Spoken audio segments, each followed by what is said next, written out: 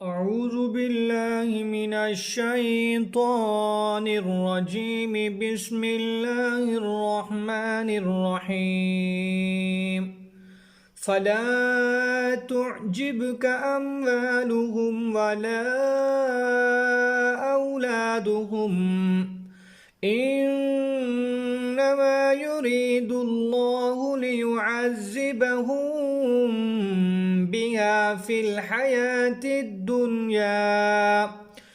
الحياة الدنيا وتزهق أنفسهم وهم كافرون.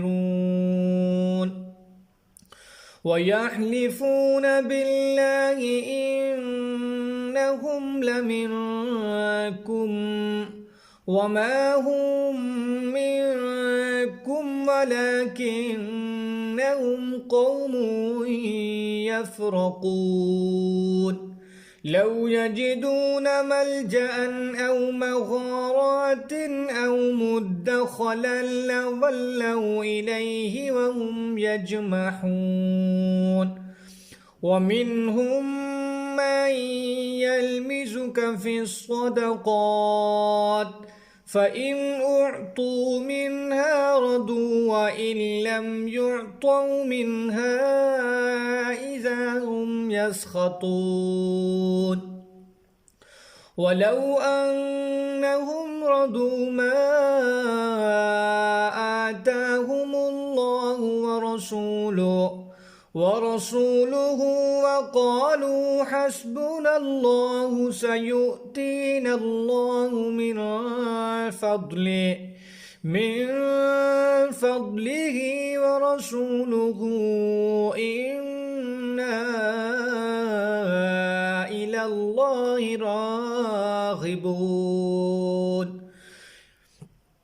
إنما الصدقات للفقراء والمساكين والعاملين